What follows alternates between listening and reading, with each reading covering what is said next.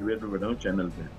अवस्थी साहब, आपने कहा ना, ये तो राजनीतिक बयान इस आदेश का जिक्र कर रहा था क्योंकि ये वो देश है जहां पर ये रवायत रही है और आज की तारीख में भी ये हो रहा है कि मुहर्रम जब होता है तो हमारे हिंदू भाई सबील लगाते हैं, शरबत पिलाते हैं, और मुसलमान जो हैं वो कांवड़ यात्रियों के लिए तमाम तरह के इंतजाम करते हैं, खाने पीने के ही। ये वो देश है। और अच्छा सुन लीजिए, फिर आप सुन लीजिए, हाँ सुन लीजिए।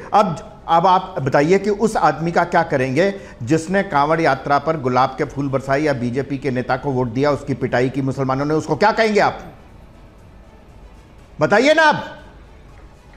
चलिए रामचरितमानस पढ़ रहा है, हमारे पास कम बचा है, फाड़ दी गई, विश्व हिंदू परिषद, बताइए ना उसका। नहीं समीर जी, आप इसका जवाब दीजिए कि अगर किसी ने कांवड़ यात्रा पर लागू हो, कौन हिंदू है कौन मुस्लिम है, नाम डिक्लेयर करो, तब कोई सामान खरीदे, उस हिसाब से खरीदे, ये ठीक है, जायज है। इसका जवाब नहीं देंगे आप नायर साहब? इसका जवाब नहीं देंगे कि जिसने, हो गया सर, वक्त हमारे पास कम है अवस्थी जी, बहुत लोग हैं जी। नायर साहब, ये जो देखिए जो ऑर्डर दिया है खाने पीने की वस्तुओं के लिए स्पेसिफिकली दिया है, और इसके कारण भी अभी अवस्थी साहब ने बता दिया बड़ी क्लियरली।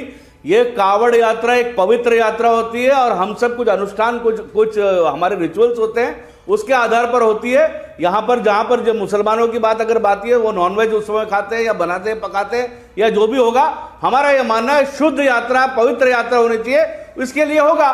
तो इसके लिए हम तो डीएम साहब के जो भी निर्देश है उसका हम विश्व हिंदू परिषद पूर्ण रूप से स्वागत करती है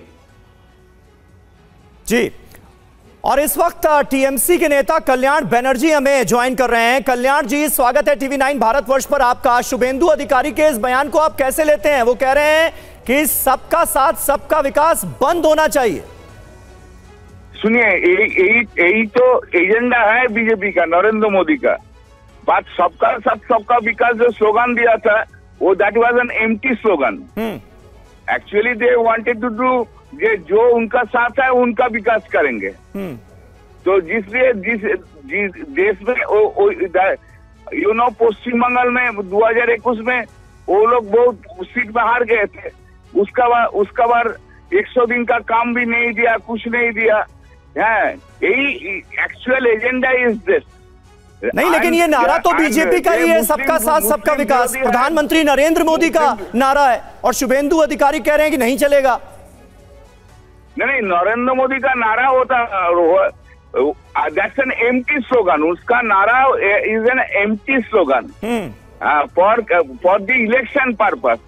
असली एजेंडा है जो उनका साथ रहेगा उनका विकास करेंगे, उसका साथ कुछ नहीं विकास करना।